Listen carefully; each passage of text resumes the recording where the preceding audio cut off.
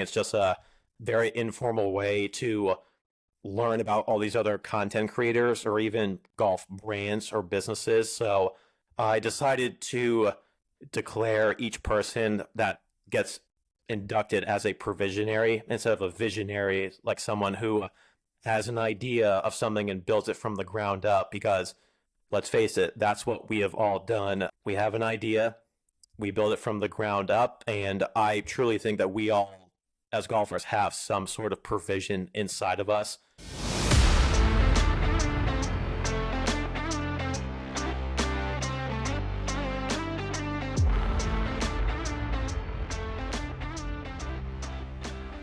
Ladies and gentlemen, welcome to another episode of The Whole Story. Robbie and Jonathan here. Appreciate you guys joining us today. We have a very special episode with a new friend, Aaron, with Rustic Golf Provisions. We learned a lot about what he does with his custom woodworking bag tags especially, and also his golf photography. I think you guys will enjoy it. Jonathan, what did you think of our chat with Aaron? Well, one, I'm a little jealous. I've been to Rhode Island once, and the only thing I wanted to do while I was there was play golf because it's just, I mean, it's an island. You're just like surrounded by beautiful houses and a whole lot of history. And the golf courses, everyone we drove past, me and Luke Ellerman, shout out if he's listening, were like, man, we really should skip this conference and go play golf. But in the middle of our interview, I also got my bag tag delivered. So if you're out here on YouTube, so good. You can check it out. I am provisionary, best ball provisionary number 45. And as we've mentioned on the podcast, and you'll hear later, the logo that they did is just spot on. Like, just really cool stuff, unique ideas, and, you know, again, a unique way of things that you and I wouldn't do because we would just lose fingers and probably somehow lose a toe in woodworking. But he does some incredible stuff with a talent that we don't have. Yeah. Oh man, no, it was great. I don't know if this was running through your head or not, but when I hear Rhode Island, I just think of the Saturday Night Live skit where she's like, "Oh, I'm getting verklempt." She's like, "Talk amongst yourselves," and then she says, "Here's a topic: Rhode Island. It's neither a road nor an island." Like that's just running through my head the whole time, That's and I'm awesome. like, "Oh, don't say it, don't say it." I saved it for the intro, but no, Aaron, good dude. A lot of fun chatting with him. Can't do any of this without our friends at Draddy, Zero Restriction, Fairway and Green, the whole group there at Summit Golf Brands. Jonathan and I are both rocking some good looking Draddy shirts. For you guys, you can go on any of those websites and use BestBall20 and get 20% off your order. They were kind enough to do that for you guys. So, definitely take advantage of that. Another friend of the program, Western Birch, Jonathan, we talk about them all the time. Have you ordered more now that you're starting to hit a driver? Have you?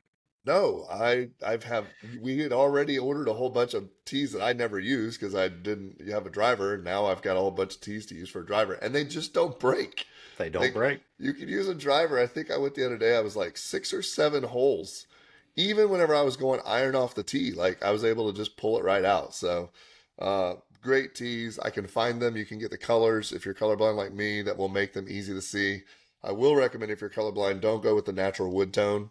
They're gone in every single tee box, even though they're the coolest looking ones. No, And Robbie's new favorite, maybe, I don't know if you've already ordered them or not, but I did not. I held the, off. they've got the Guinness pint ones, right? Yeah, they look incredible, and they come like in the little gift set. They come with a pint glass with the really sweet Western Birch logos on it, a coaster from our buddy Jim at Buckeye Bag Tags, and then 100 teas that look like a pint of Guinness. So really cool. But thanks to Lewis and those guys, use Best Ball in the shipping cart, and you get a free gift with your order. But without further ado, we want you guys to enjoy this episode with Aaron, Rustic Golf Provisions. All right, welcome to another episode of the Whole Story Podcast. We have a new friend, Aaron SCHRANK, the man behind Rustic Golf Provisions. Aaron, how are we doing today? Doing well. Thank you for having me on, gentlemen. Happy open week as well. Happy Open Week. That is true. This will get posted later, but no, it's one of those weeks that we all look forward to, where we get to wake up early, grab our coffee, and start watching golf first thing in the morning. So, Aaron, as we talk with everybody, before we get into rustic golf provisions, we want to hear, how did you get into golf? So basically, I got into golf at a pretty young age. So I am 33 years old. I started playing a lot of sports when I was younger. Baseball was probably the first one, but I did pick up a golf club thanks to my father around the age of 8 or 9. So I'm coming up on around 25 years being around the game. So I don't really have a lot of competitive experience, mainly because when I was in middle and high school, baseball was my stronger sport. So that conflicted with golf season. So luckily, my family and I had a membership at a private club here in Rhode Island. Pretty for me, that was from the age of about 14 up until about maybe 25 or 26 when I was no longer old enough to be a child on the membership. So ever since I was off that membership, I've just been playing public courses since then. So um, been around a lot of courses here in Rhode Island and New England. I have, to my knowledge, played every public course in Rhode Island except one, and I'm hoping to get to that one relatively soon. So ever since I've checked a lot of those courses off, I've started to branch out and play a lot of golf in Massachusetts, Connecticut, and when it comes to traveling for golf, my first destination golf trip, you could say, was my Pinehurst trip in 2021. And that was really, I would say that I caught the golf bug maybe twice in my life. Once was early on when I started playing 18-hole rounds for the first time, but I think the Pinehurst trip kind of started that second phase of where I wanted to travel more, meet new people, check out new places, and I also had the itch to get into some kind of content, but 4 years ago, I didn't quite know what that was going to be. I just knew that there was a market out there to put out some kind of content, and then it took about a year or two after that to really have the vision of rustic golf come together, but I can tell you about that more later on. Yeah, we just wrapped up our trip to Pinehurst for the first time for me, and I would say, Hmm. yeah, like a rebirth of just sort of a inspiration to go play more golf, right? Yeah, exactly. And it's basically you could argue that it's the birthplace of golf in America. So really, like, what better place to have that happen? I gotta ask, what's the name of the one course in Rhode Island that you haven't played? So it's actually the number one public here, which is Newport National. Um, I don't think it's actually in Newport technically. I think it's in Middletown, which is the town right above it. But I've always known about Newport National, and I know I'm going to get to it eventually. I think what has kind of steered me away from it is I think it's probably the price. I've heard mixed reviews about is the value there. But when you really think about it in the big picture, I think I don't even know what their peak rate is during the summer. I think it's short of $200. So for us, that is a pretty penny out here for a public course. But if you go to a place like Florida or Arizona, they're just going to laugh in your face when you hear that number. Yeah, but at this point, you're pot committed, right? Like it's the last one. You almost have to go play it since you've only got one on the list. If you had three, you could be like, well, maybe I'll skip that one. Hmm. Yeah, I mean, I live in central Rhode Island, so every course around here is within 45 minutes. You can practically drive through the state from top to bottom in maybe an hour and a half tops. So, right, I have no reason to geographically to not go. I think it's at this point, I just need to do it because there's one left. Well, if we have any members or people that have any hookups there, reach out to Aaron and help him check that one off the list. Maybe they'll just comp you around just so they can, and you just give them a bag tag, something cool. That'd be Yeah. fun. So, um, Now you do. Newport Country Club, that's a whole different story. Newport Country Club is like the Uber exclusive US Open site. That one you have to know someone to really get out there. That's a dream round for me or anyone out here, I would say. Sounds like you need 2 rounds. Perfect. All right. So you do custom bag tags with rustic golf provision, woodworking, Hmm. photography. I guess let's start, and I learned a little bit just through your social media how you came about with the name. But let's start with the name. How did you come up with Rustic Golf Provisions? So the Pinehurst trip in 21 ignited the flame of, okay, I want to put out some kind of a content, but I didn't want to be a golf creator who's just doing whole vlogs, kind of talking about my journey to being scratch, because I think it's a very saturated type of content to put out there. So I was really thinking of what's something else I could do in the golf industry to stand apart. And I've always been, I felt like I've been very creative, very hands-on. In my parents' house growing up, we were doing a lot of DIY projects. I'd always watch my dad use tools, spend time in his workshop, and even though I'm still relatively young, I still think I feel like I'm an old soul where I could just be in my workshop all day listening to classic rock and feeling like a dad and all that kind of stuff. So woodworking in 22, when COVID was sort of a thing and a lot of people were still indoors, especially in the wintertime here, I just went down countless YouTube rabbit holes where I was watching all the DIY videos on woodworkers making practically anything, either out of scrap wood, pallet wood, or even high quality lumber like walnut. And I just think us golfers, and I'm sure you guys can appreciate this, I can even just see in what you guys have in the background, like Jonathan, you have that ball display behind you. That those are the types of things that I was very interested in making.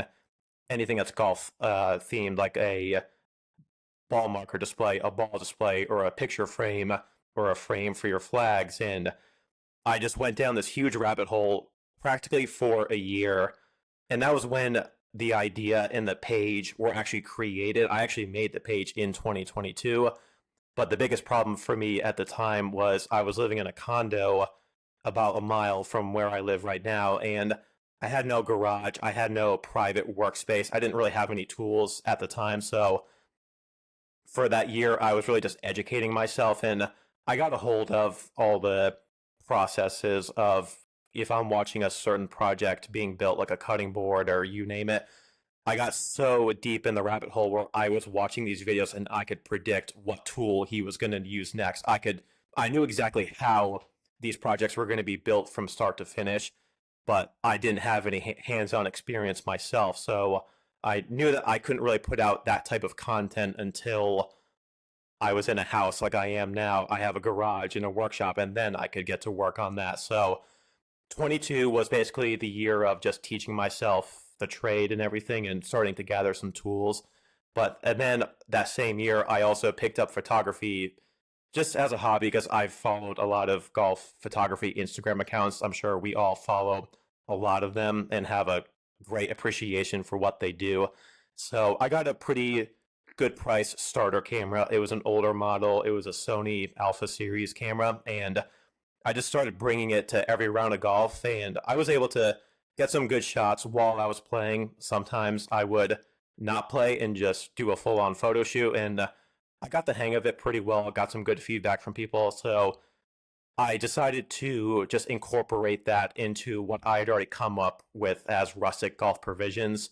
Rustic mainly because I wanted everything to be rustic looking, using wood products and making it feel vintage and just keep that timeless look that I think us golfers appreciate. And so around 2023, the vision was starting to come together. My fiance and I bought the house that we're in now, so I got the workshop built out, and then I'd say early 24, so about 18 months ago, I started to post consistently. Didn't really have a strategy of what type of content I wanted to put out, but I was just kind of throwing stuff at the wall, seeing what sticks. And then last summer, when the weather got better here in New England, I was able to open up the garage doors, get some fresh air in my workshop, and really get to work on figuring out what did I want to start building. And originally, it was going to be more of a blog style where it was just going to be all DIY stuff. I built something, show like the recipe or the instructions on how to build it, put all that on a website, maybe gain some income through like affiliate marketing, and mainly just inspire people to get out into their shops and do it themselves. So just over a year ago, the one DIY project I was going to start to tinker with was back tags, and specifically 1/8 inch hardwood back tags, not the vinyl or the plastic ones that you normally get at a golf tournament. So I experimented with that. I bought a laser engraver. Once again, another starter laser engraver, not one of those $5,000 X tool models you usually see. It was just a small unit where I would put in one piece at a time, and I would be building these back tacks from scratch. I would get a long strip of 1/8 inch lumber. I would then cut them to size, round off the corners with a belt sander, really do all the prep work myself, and then laser engrave whatever design was given to me. And it was very user friendly because I could do it all through Bluetooth. So after doing that for a couple just one-off projects, I got some really good feedback from people, and I can't remember who it was, but somebody expressed interest in doing a mid-sized order, maybe about 40 or 50 back tags, and that's when I started to realize that there was a lot of demand and potential for this. So the model of the DIY blog had to I sort of pivoted to a small business model, and that's really where what's been happening for the last year. I still mix in some photography and other workshop content, but the bag tags right now are what are taking up the majority of my time. Robbie, I'm pretty sure if I went to Keisha and said, "Hey, I'm gonna take my shop out there and get some woodworking tools and start building stuff," she'd be like, "No, no, that's a terrible idea. I have no ability when it comes to doing anything like that, and I'm amazed at people that do." So hats off, man, for sure. You still have all your So, fingers? Like, yeah, last time I checked, I do. So we're good for now. Yeah, But this when this I this is yeah, why I'm not allowed to do any type of woodworking. Like it would immediately. No, I'm just joking. Like I would lose a finger in the first day. No, absolutely. 100%, That would 100%. be yeah, that would be the least bad thing that could happen to me. So, Right. well done. what's the if you could lose one finger as a golfer, if you had to pick, which one would it be, and which hand would it come from? I I'd have That's to a be good my. question. I'm left. So this is a hard thing. I'm left-handed, but I'm right-hand dominant. So I swing left-handed, but I throw. So like I'm thinking like all the other activities in my life that I use my hands for, because I have no idea what my grip's supposed to be or do or anything like that. I don't know. Like if I lost a finger, would it matter on my golf Hmm. grip? Might be Um, middle finger on the left hand. Middle finger on the left hand. I can't give up the So ring you're finger because right. yeah, Yeah. Careful. The ladies might be listening to that. yes, yep. I forgot. Jonathan, So I'm actually a lefty too. I'm lefty swinging and righty throwing and writing. This is what I'm a left-handed rider. I do all my fine motor skills lefty, but I do my gross motor skills righty. So Oh, interesting. maybe if I cut off one of my fingers, my slice would go away. Maybe that's what it is. Maybe I need to like really commit to this golf thing by losing a finger or two, and then all of a sudden I'll swing every the. time I see Jonathan swing a golf club lefty, I think those are fine motor skills. Oh man! So all right, so bag tags, we've seen them, and we have some coming. Thank you very much.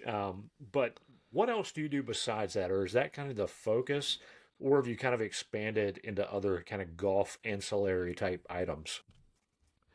So I do once I can get through this season of back tag orders. I think a lot of tournaments are starting to come up, and at least around here in New England, the back tag orders will slow down. I'm not sure about other parts of the country, but my goal is that in the next couple months, I do want to get back to the original idea of building other golf themed items because there's just so many that you can get out there that golfers would love to hang in their man caves and whatnot. So one item I am going to be working on pretty soon, and this also brings in the photography element too, is I would like to start making picture frames, and that's something that I can really get ahead of. Not that I hate doing back tag orders, but most of the back tag orders are custom, so you're doing a lot of back and forth with the client. You're tweaking the designs, and then once you agree on it, then I can start batching them out. I still love doing that, but I would like to also mix in some other items that I can just build up an inventory and passively sell them through my website. So I'm going to get into picture frame building, and I will also document it along the way as I originally wanted to. I still want I want to show people the anatomy of what a picture frame is and the craftsmanship that sometimes goes into it. And you can use different lumbers, higher or lower quality. You can finish it with different stains. You can put different top coats on it. You can then, when it comes to the inside of the frame, you can put a mat. You can go with no mat, and then I have dozens of digital downloads already available on my website. So I will also mix in prints that could be available, and so people are going to have a lot of different options as to like what size frame they want, what do they want the frame to look like, which pictures do they want. They can pick something off of my website. They can also just buy a print alone. They can get just the frame and put their own print in it. If I've worked with the person with photography, there's a chance I have an album of pictures of them. So I'll say, if there's a specific picture that you would like that I may have on me, contact me separately and I can print that and add that to your frame. So that I would like to get on that journey pretty soon because that really combines all of the elements of my page. I don't think I've ever looked. Do flags? I'm looking at the ones in Robbie's background. Do they have a standard size? Could you make like a standard size flag frame? It's a good question. So in my workshop, I actually had a viral video about, I don't know if you guys had seen it a couple of months ago, but I had a video where I have all of my flags hanging on the inside of my garage door because they're metal. So I just hang them up with magnets, and I have about, on one of my doors, I have about maybe 16 flags, like in a 4x4 grid. So when the garage door is closed, they're hanging flat, obviously, vertically. But I put magnets on the top corner, so when you open the door, they hang vertically, so you can kind of see them at a cool angle. So right now, that's where they are because I don't really have a spot in my house to put up that many flags. But to answer your question, Jonathan, I was looking at all of the flags the other day, and they are generally about the same size, but you are going to get some oversized or maybe even some undersized. So if I do get to a point where I would like to, there's so many different variations of frames you can make. You can make just a picture Sure. frame. I'll probably get into flag frames where you can have it with or without a mat. So if for the oversized flags, may you may have to use just a section of the flag and have the rest of it be covered by a mat, like the old course one, Robbie, that you have behind you. I have the same one, and the old course is a pretty normal size flag, but most flags have their logos dead center. But the Scotland courses, they put the 18 in the corner, so that basically forces you to use more real estate, which means you have to increase the size of the frame and the mat. So to answer your question, they're not all the same, so there will be a little bit of variation in the framing of it. Probably close to the same as those European measurements that really screwed it up. Yep. They measure in meters. That's Well, right. speaking of the old course, you went on a recent trip as well, and you spent some time over there. Tell us about that. So that trip was back in March of this year, and that trip was planned by the group that I went with. They had planned it out well in advance, and I was given an invite because there was a spot that opened up. So the group that I went with was actually the group that I went to Bandon Dunes with this past November. So that was a trip with one of my college friends and then his entire family. So I had never really met anyone from his family. He's one of my good friends from college, but this trip to Bandon was going to be with his parents, his aunts, uncles, siblings, cousins, just all these golf sickos in his family.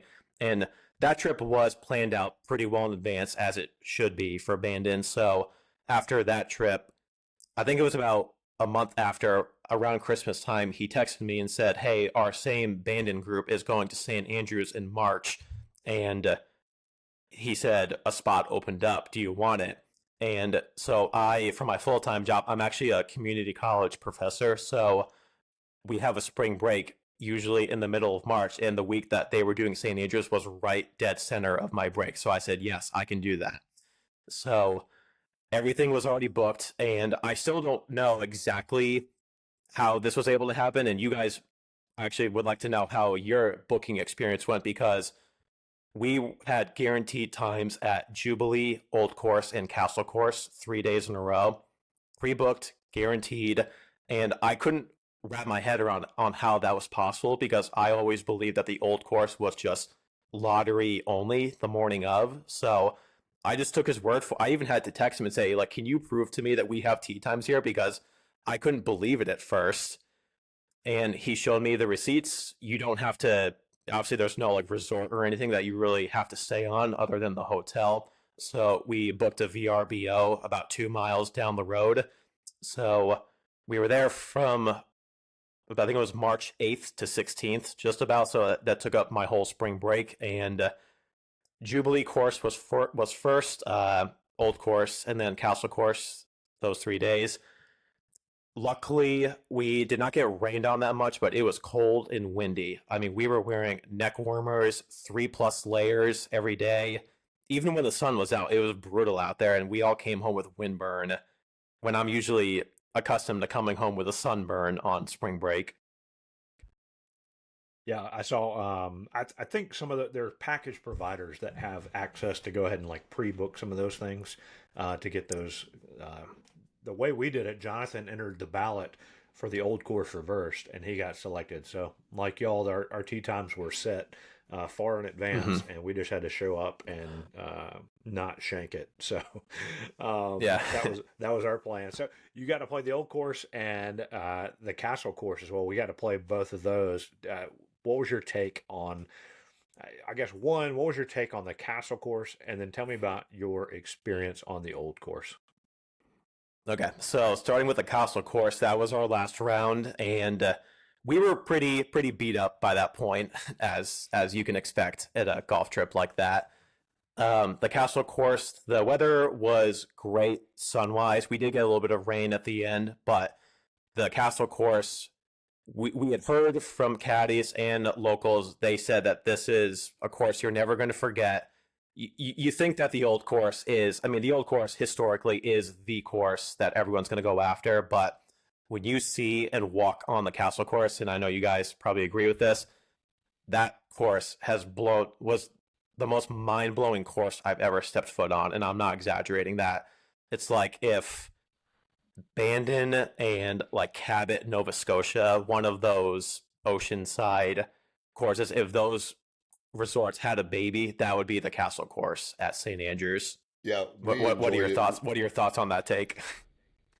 Well, it was our first round, so that was helpful because, as you know, there's a lot of elevation change, and you don't think about it whenever you tee off on the first hole. But I remember it was like somewhere around the 6th or 7th, we suddenly looked up and thought we have to get all the way up there. No, that was number 10, and we saw the green for number 12 was way up top. Yeah. Yeah. Yeah. So the sixth hole, I remember when we were checking in at Castle Course. I mean, you pull in, and the view is just from the clubhouse in the parking lot. The ocean's right there. And I remember one of the guys in my group, he had a caddy. We all had caddies at the Old Course, but some people had caddies for the whole trip. So the caddy in my group, when we were on the first heat, you can basically look out across the water, and he goes, oh, there's I can't remember if it was Carnoustie or there's another big course that you could see just right across the ocean. Wow.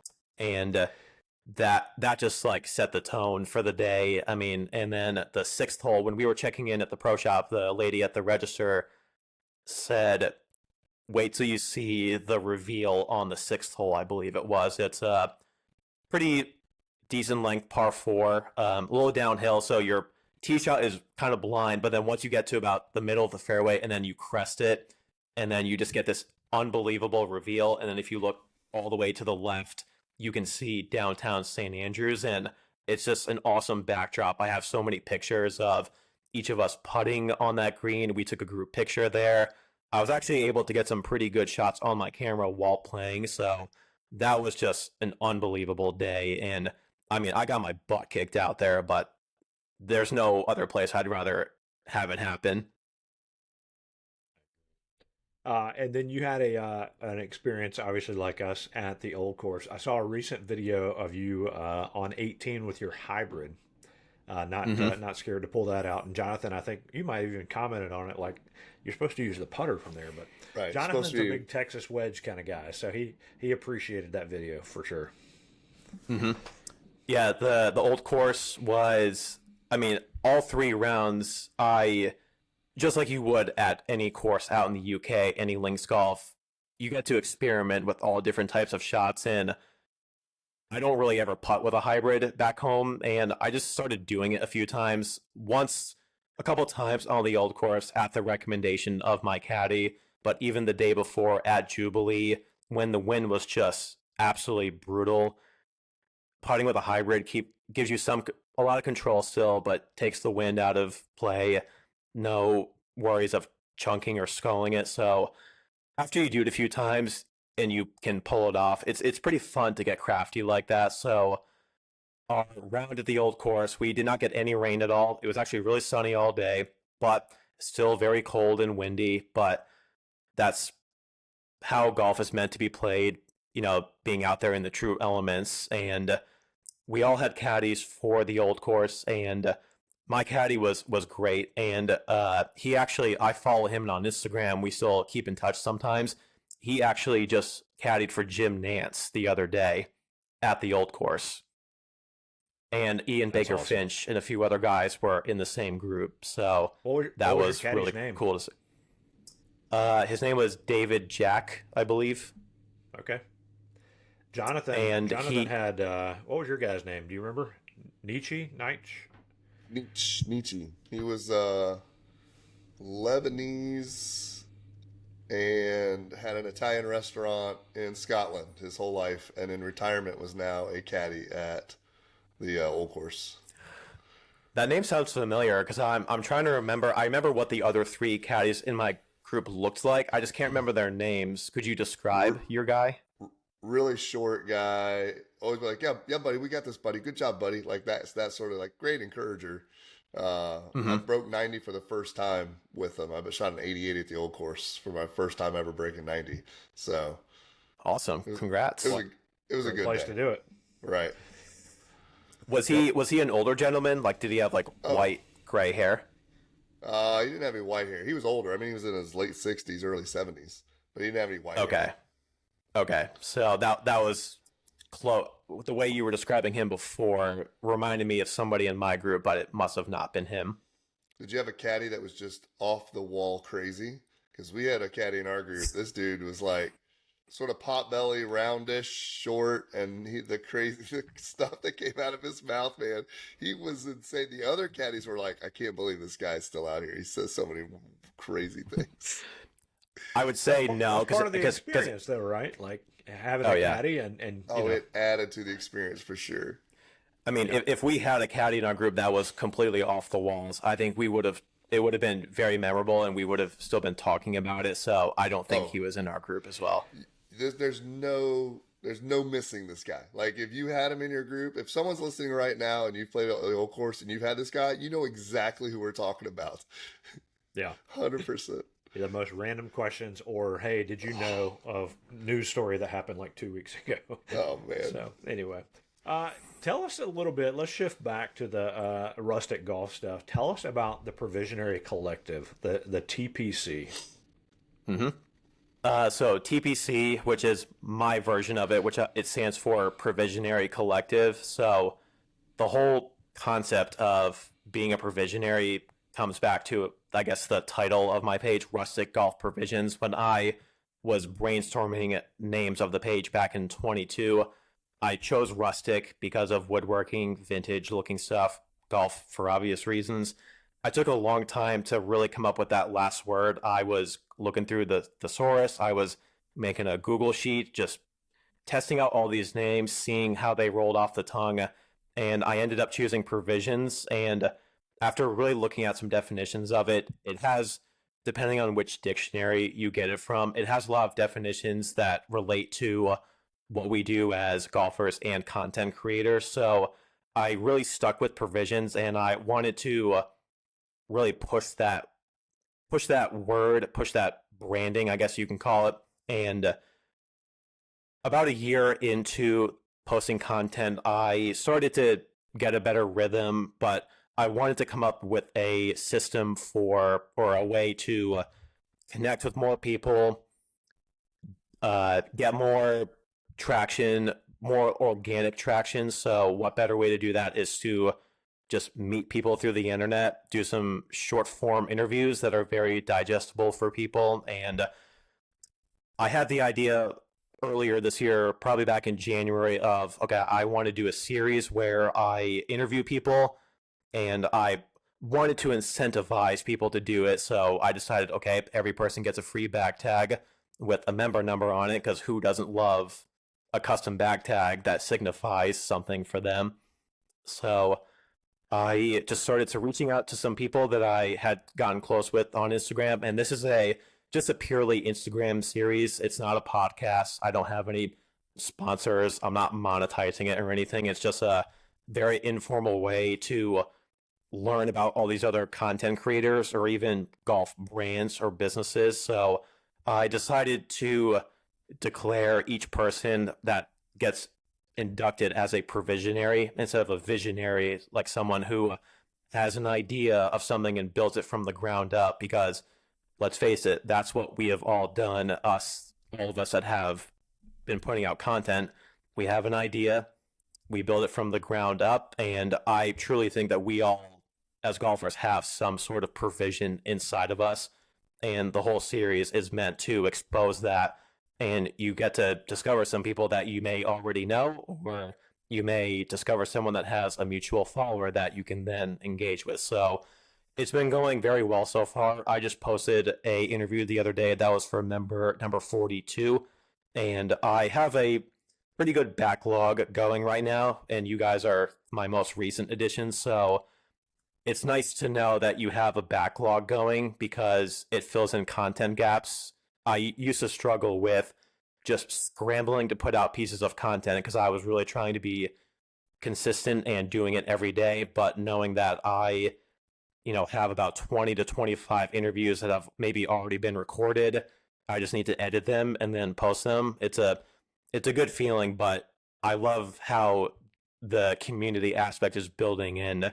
Right now, everyone gets a free bag tag. It's more of an informal community where people just get introduced to each other. But I would like to give my what I call my TPC members another perk or incentive to join. So coming back to the picture frames and other things I would like to sell through my website, once I can get a shop set up and start selling more items, I will give my TPC members a exclusive discount, maybe like their own code to use. So I'm hoping that TPC can evolve into other ways, whether it's just the bag tags, a monetary discount, or even the chance to meet up with people in person eventually and do some kind of tournament.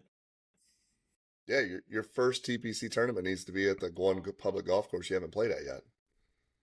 That's true. Yeah, I could work the back channels and see if they're willing to host. That'd be awesome. That'd be really good.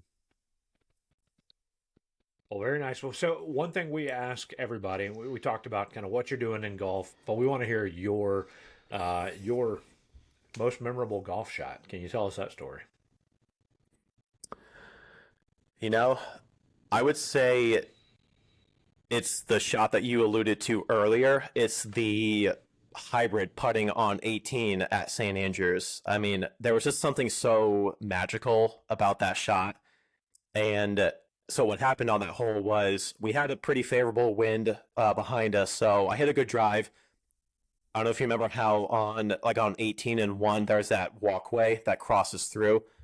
My ball actually landed on the walkway and actually skipped forward really far. So that shot that you saw, that was my drive. So I was just trying to cozy one up there and give myself a decent birdie putt look. So I was on the front left, and there's that big gully that you have to get over. So that was when my caddy didn't give my caddy a chance to give me a recommendation. I said I'm going hybrid all day with this. This is an absolute no-brainer. I'd been doing it a few times on the trip already and felt comfortable doing it, and I just pulled it out. My caddy was generous enough to record it and cozied it up there. I thought it was going to break a little bit, but it went dead straight. I had the distance control really, really good. Put it to about maybe 4 feet, and you can't really hear it in the video, but you see how in the end you see me give a little wave to the crowd. So those were just two bystanders, in downtown St. Andrews, and that's just the coolest part of it, to be able to salute the crowd. I guess you can call it the crowd at the birthplace of golf. It just gave me goosebumps, and I did not make the birdie putt, so I didn't even bother posting that. You didn't have to tell that part. We can edit that part out. Nope, I'm going to be fully transparent. And another thing I'm going to be fully transparent about is the hole prior on the rolled hole, I shanked one into the hotel. Yes. Oh. Well, not into the hotel. It skipped across the roof, so the damage could have been a lot worse. But that was a tough moment because the three people in my group hit stripes right down the fairway, and the caddies there are so awesome because the banter is so good. They give you all these great recommendations, and when we got onto the 17th tee, they said, okay, just so you guys know, there's always one person in every group that hits the hotel. And so after I watched 3 drives in the fairway, I'm like, damn, it's really going to be me, huh? So I even aimed further left just to give myself more room. You did it. Yeah, on purpose. I had to fulfill the prophecy, I guess. Yeah, But yeah. I teed up another one and I hit it right down the middle, so that was a good recovery. But yeah, 17 and 18, and obviously crossing the bridge on 18, that was probably a stretch of golf I'll never forget. I thought we were going to get like the smallest world ever.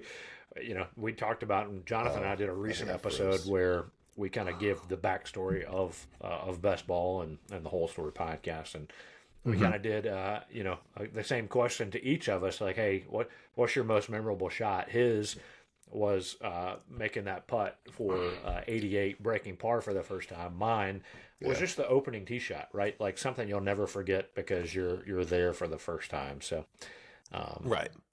Yeah, I thought and you guys did it. You guys did it reversed. Is that correct? We did.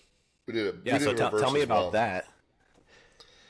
Well, it was the awesome. only saving grace is that we had caddies, because you're just like, once you get to the back part of the course, it was literally just like warfare. There's balls and people walking in every wrong direction. None of it makes sense. It was fun to, tee off to the 17th green. That was I don't know how more epic it gets to try to get to the road hole on the first hole. Yeah, I mean, we had, we talk about all the time, golf is people. The fact that the two guys that we got to play with that we're good friends with now, like we've got a text chat that we keep up with all the time, that probably makes the entire trip that much better, because Robbie and I were going to have fun no matter what, but to add in 2 random guys that, by the way, they might be listening to this, they're really good golfers, like not bad at all. I think they shot 74-74 or something like that on the old course. And Adam had a torn hamstring. Right. Like they just, they were really good golfers and still made it as much fun as possible. Because I'm like at the time I was like a 21 handicap, and even then it was still a good deal. I remember when I was there, we were messaging on Instagram because I think your trip was coming up maybe a month or 2 after. Was that true? Yeah, we were early April. Yeah. Okay, so actually, I wanted to ask you guys: did you guys use the fairway mats? Were they still using them? No, we were on the grass at that point. Okay, so they must have just taken them off. So when we were there, we at all 3 courses, we had to use the fairway mats. So and that was another reason too. Now that I think about it, that was another reason why I opted to go hybrid putting, because you didn't need the mat for it. So it didn't bother me that much. I mean, you weren't going to chunk the ball, but you also couldn't get under the ball too much. You had to catch it very clean if you were going full swing off of the mat. So if you were just on the fairway, you could just kick it into the first cut or, do whatever you want. But it's definitely, people have mixed reviews about it. For me, it didn't change anything at all about the experience. Yeah, you're at the old course. It's hard to put a downer on any piece of that. Yeah. I Hmm. am pretty sure I'm going to cut down my hybrid 3 iron. You've inspired me because I have an old hybrid 3 iron, and I'm going to cut it down to like an actual putter length so that I can start putting from even further away. Because I putt with my putter from like 20, 30 yards off the green if there's nothing in the way. But I know if you Yeah. go but the problem is you get like way down on it, and then you've got the shaft is still like halfway up your arm. So I'm just going to cut it down and get a little shorter distance and get real putts for me. Right. You, Right. you If get you're the using new the full length hybrid. Yeah. Jonathan. You need to get the new Callaway Happy Gilmore putter. I saw that. But I don't like. I haven't looked. I saw the picture of it, but I don't know. Like, is it a hockey stick? Like, am I actually supposed to swing it like a hockey stick? Yeah, I'll avoid that. yeah. Never played hockey. No. Well, let's. One other thing we do as we start to wrap up, we do this thing called a quick nine. It's a rapid fire. We'll go back and forth. I'll let Hmm. Jonathan kick it off and start our quick nine with you. It sounds like you've got a lot to choose from. It might have already been mentioned, but what is the favorite course that you've played? Favorite course that I've played. So I'm going to go with Fisher's Island Club, Nice. the Seth Rayner. So I was fortunate enough to get out there late 2023. So my fiance actually has a connection out there that works at the big club. So I was able to get out there October of 23, just right before they shut down for the season. So drove down to New London, Connecticut, hopped on the ferry, just went there for the day, and I also had my camera with me. So that was probably about a year into my photography journey and was able to play. Luckily, it wasn't that busy out there, so we could take it nice and slow, get some pictures in. Those are probably the best pictures I'll ever take. Don't even remember how I played that day. It doesn't even matter. That is just a special place. It's Rayner's masterpiece, people will argue. Yeah, that one is high on my bucket list for sure. So I got to ask, what is the top course on your bucket list? Top course that I haven't played yet. I don't really have a specific course, but one region that I would like to get to is Australia or New Zealand. Probably New Zealand. I would love to play out there. Some good choices. I All right. if I had to pick one course in New Zealand, it would be Tiari, maybe. I can't remember if that's how you pronounce it. It's a good choice. All right. I take a road trip to Rhode Island. What's the best course that no one knows about? Best course. I'm gonna go with Jamestown. So, right, if you're talking about courses that people know about, then right, you're going to hear about the Newport Nationals or like Triggs Memorial in Providence or Winnapogue. Those are the two Ross designs that are public here. But if you're looking for something that's off the beaten path, maybe a little under the radar, I'm going to go with Jamestown, which is the island next to Newport. You basically drive through Jamestown on one of the bridges. So Jamestown is a public 9-hole course. It's very unique because they don't take tee times. Everything is walk up. So you get there. I haven't been there in a while, so I can't remember exactly how they do it, but they just round people up, and if you're not in a group of four, they just group you up with people, and it's a really nice course, very affordable, and some good water views in all directions. And on the ninth hole, as you're coming in, you get a really cool view of the Newport Bridge. So, and then I believe they've like redone their whole clubhouse, so the patio scene is just to die for if that's how you want to finish off the day. So I'll go Jamestown. Love it. All right, who's in your dream foursome? Dream foursome. I'm gonna go. Are we talking PGA players or just anyone like internet Whoever you want. personalities? Dead, alive, doesn't Okay. matter. Okay. I'm gonna go with Arnold Palmer. I'll go Tiger. I'm gonna go away from the tour. I want to play with Eric Anders Lang from Random Golf Club. I've met Nice. him in person. Like I've played with him at the Random Golf Club Mad Scramble Tour events, but you're with 100 plus people, so you don't really get much, individual time. I was actually just watching his video this morning. He does his Break 90 series at all the major venues, so he did Royal Portrush, and his videos are just awesome. He's great at what he does. I could just play his videos in the background all day, so I would love to play 18 with him and just get to know him more. Choices. Very nice.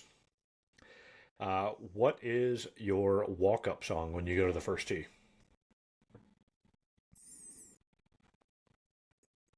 My walk-up song.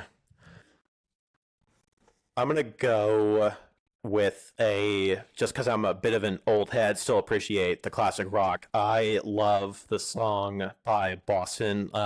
It's like Foreplay slash Long Time. So preferably the first. There's a chunk of the song. It's not. It's probably about 2 minutes in. It's probably about like the 2 to 3 minute segment where the beat kind of builds up and then drops into Long Time.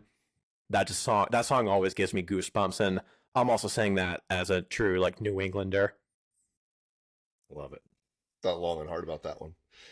All right, what is your favorite club in the bag? Got to go with my hybrid, and Putting and not and not hitting. just for putting. It's a four hybrid. I hit it way more than my 4 iron. It truly is like my rescue club if I need it for different reasons. We all have those clubs. All right. Favorite snack on the course? Favorite snack.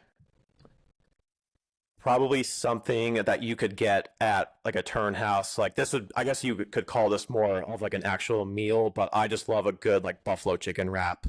Any kind of like crispy chicken type wrap or a chicken Caesar always hits the spot. Good choice. Now I'm hungry. What is your favorite golf course logo? Oof.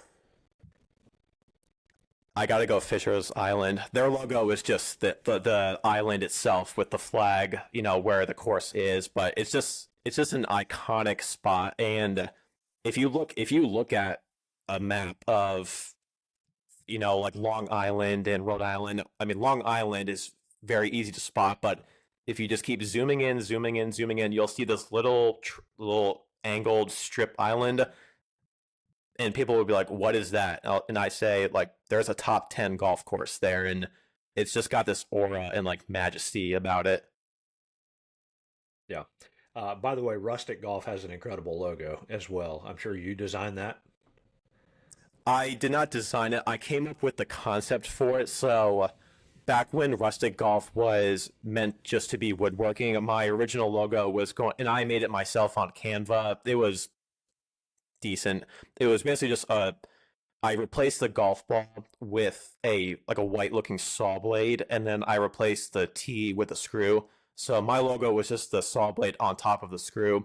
But once photography came into the mix, I wanted to add a vintage looking camera in the backdrop somewhere, and I figured, okay, the ball would go like right in the middle of the lens. So I brought that concept to this like an all nine freelancer, and he just nailed it on the first try. So gave me a couple different variations with it, like with and without the title. So that I would say that was probably one of like the best investments I made financially in the brand, because I had no reservations at all when he sent me the first batch.